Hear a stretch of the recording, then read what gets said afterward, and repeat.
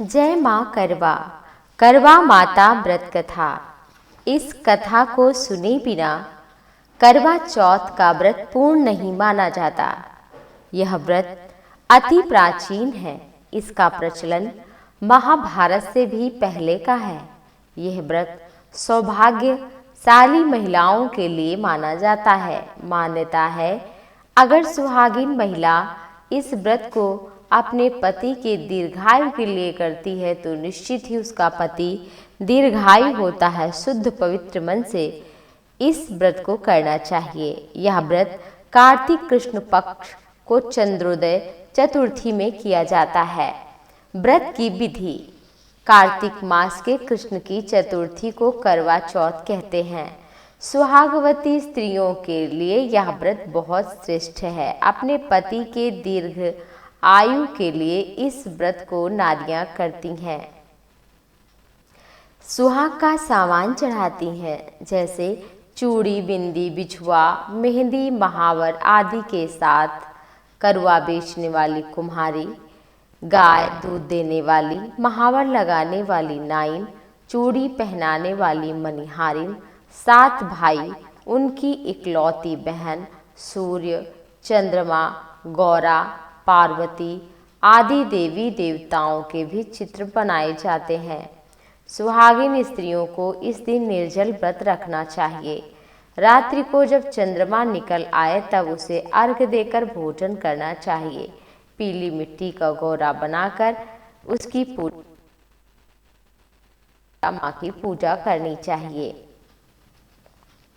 करवा चौथ व्रत कथा इस प्रकार है।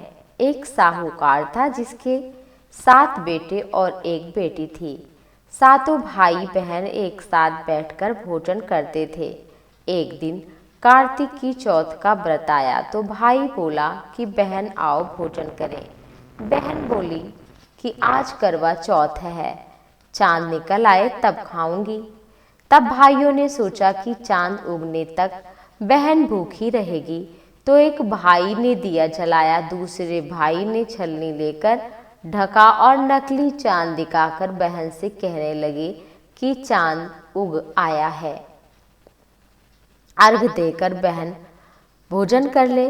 बहन अपनी भाभियों से कहने लगी कि चलो भाभी अर्घ दे दें, चांद निकल आया है। तो उन्होंने कहा कि तुम दो।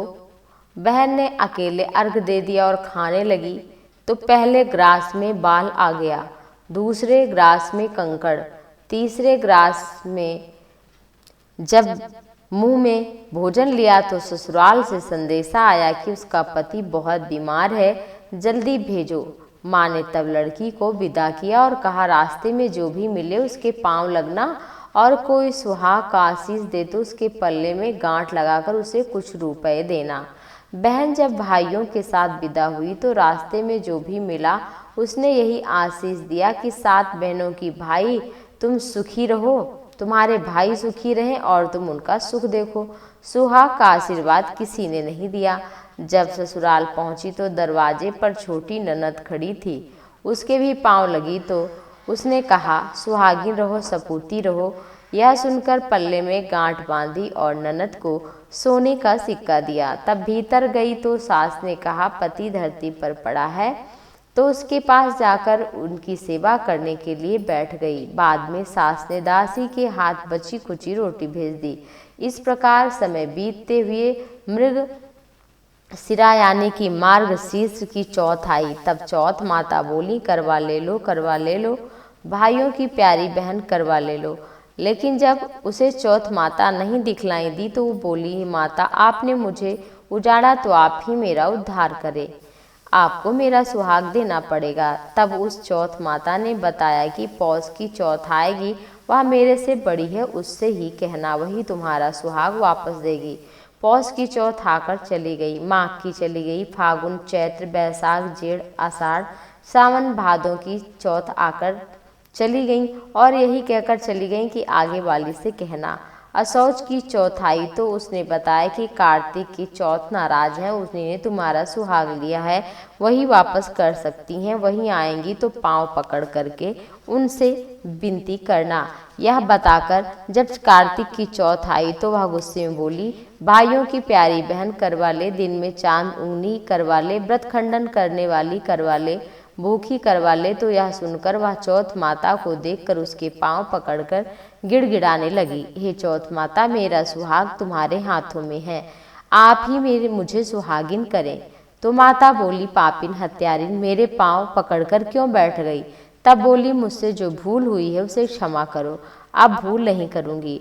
तो चौथ माता ने प्रसन्न होकर आंखों से काजल, नाखून से मेहंदी और टीके से रोली देकर उस आदमी पर छींटा दिया तो वह उठकर बैठ गया। बोला, आज मैं बहुत सोया हूँ। वह बोली, क्या सोए? मुझे तो 12 महीने हो गए, अब जाकर चौथ माता ने मेरा सुहाग लौटाया। तब उसने कहा कि जल्दी से माता का पूजन करो। जब चौथ की कहानी सुनी, करवा का पूजन किया, प्रसाद खाकर दोनों पति पत्नी चौपड़ खेलने लगे। नीचे से दासी आई, उसने उन दोनों को चौपड़ पासे से खेलते देखा तो सास को जाकर बताया। तब से यह गांव में बात प्रसिद्ध हो गई और सुहागिन स्त्रियां व्रत करने लगी, उनका सौभाग्य भी अटल रहने लगा। जिस तरह से साहूकार की बेटी का सुहाग दिया करवा माता ने, वैसे ही सबको ही सुहाग दें, यही करवा चौथ उपास की सनातन महिमा है। एक कथा बड़ी ही प्रसिद्ध है और इसी से इसका नाम करवा चौथ पड़ा। प्राचीन काल में करवा नाम की एक पतिव्रता स्त्री अपने पति के साथ नदी के किनारे गांव में रहती थी। कार्तिक मास के कृष्ण पक्ष की चतुर्थी के दिन उसका पति नदी में स्नान करने के लिए गया। स्नान करते समय मगरमच्छ ने उसका पांव पकड़ लिया। तब करवा करवा कहकर जोर से अपनी पत्नी को पुकारने लगा। उसकी आवाज़ सुनकर पत्नी आई और मगरमच्छ को अपने सतीत्व के बल पर कच्चे धागे से बांध दिया और यमराज के यहाँ पहुंचकर बोली कि मेरे पति का पैर पकड़ लिया है, अतः पैर पकड़ने के अपराध में उसे नरक में डालो। यमराज ने कहा, अभी मगरमच्छ की आयु शेष है, मैं उसे कैसे मार सकता हूँ? इस पर करवा ने कहा, मैं आपको श्राप देकर नष्ट कर दूंगी। सती से यमराज भी डर गए।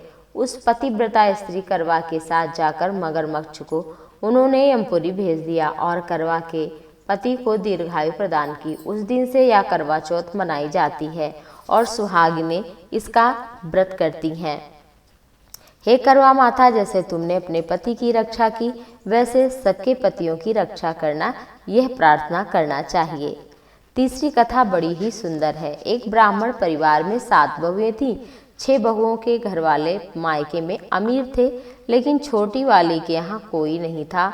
वो बहुत कामकाज करती, लेकिन उसे प्यार इसलिए नहीं मिलता क्योंकि वो कोई धन दौलत मायके से नहीं लाती थी। 30 त्योहारों पर जब भी उसके मायके से कोई ना आता तो वह बहुत दुखी हो जाती और हर वर्ष की तरह इस वर्ष भी करवा चौथ का व्रत आया। अन्य बहुओं के मायकों से उनके छोटे भाई करवा लेकर आए। वो सोचने लगी कि हमारे भी कोई भाई होता तो हमें भी करवा ला कर देता, और जब नहीं आया कोई तो सास और ननद खरी खोटी सुनाने लगी। बड़ी दुखी हो गई, घर से निकल पड़ी और एक जंगल पास में था, वहीं जाकर रोकने लगी। एक नाग वहीं पर रहता था, वह उस सुनकर रोना आया। अंत में अपने बिल से निकल करके और पूछने लगा कि क्या बात है, क्यों रो रही हो? बहू बोली, आज करवा चौथ है, मेरा कोई भाई नहीं है, कोई भाई होता तो करवा लेकर जरूर आता। नाग को छोटी बहू पर दया आई। नाग ने कहा, बेटी तुम घर चलो, मैं अभी करवा लेकर आता हूँ। थोड़ी देर बाद नाग ससुराल पहुँचा। ससुराल वाले इतना सामान देखकर चकित हो गए। सास भी प्रसन्न हो गई। सास ने प्रसन्न मन से छोटी बहू को नाग देवता के साथ भेज दिया। नाग देवता ने छोटी बहू को अपना सारा महल दिखाया और कहा, जितने दिन चाहो आराम से रहो, खाओ पियो, लेकिन एक बात याद रखना, सामने रखी नांद को कभी मत खोलना। छोटी बहू सारा समय महल में आराम से काटती और नांद के किनारे उसकी उत्सुकता बढ़ती जाती। एक दिन जब घर में कोई न था तो नांद को उठाकर देखा तो हजारे छोटे छोटे सांप के बच्चे इधर उधर रेंगने लगे और उसने जल्दी से नांद ढक दी। जल्दी में एक सांप की पूंछ नांद के नीचे आकर कट गई। शाम को नाग के आने पर अपनी गलती को स्वीकार करके बहू ने सब नाग से बताकर क्षमा मांगा। जब छोटी ने ससुराल जाने की इच्छा की तो धन रत्न आदि देकर नाग देवता ने उसे विदा किया। अब इतना सामान लाई तो बड़ा ही उसको सम्मान और प्यार इज्जत मिलने लगी।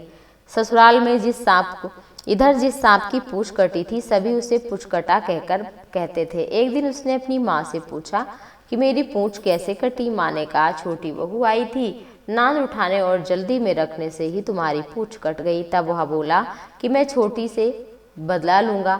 माँ के बहुत समझाने पर वह एक दिन चुपचाप छोटी के घर जा छुपा और मौका पाकर उसे काटने की सोचने लगा।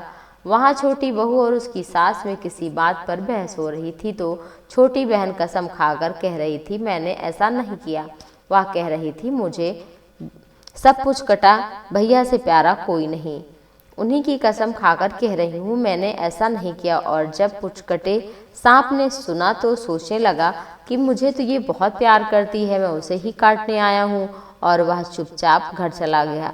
माँ से पूछा, ओम जय करवा मैया, माता जय करवा मैया, जो व्रत करे तुम्हारा पार करो नैया। ओम जय करवा मैया, सब जग की हो माता, तुम रुद्राणी हो, यस तुम्हारा गावत जग के सब प्राणी। ओम जय करवा मैया, कार्तिक कृष्ण चतुर्थी, जो नारी व्रत करती, दीर्घायु पति होवे, दुख सारे हरती। ओम जय करवा मैया, होय सुहागिन नारी, सुख संपत्ति पावे, गणपति बड़े दयालु, विघ्न सभी नासे। ओम जय करवा मैया, माँ करवा की आरती, जो जन भी गावे, मैया प्रेम सहित गावे। जो व्रत करे तुम्हारा सुख संपत्ति पावे, मैया जय करवा मैया।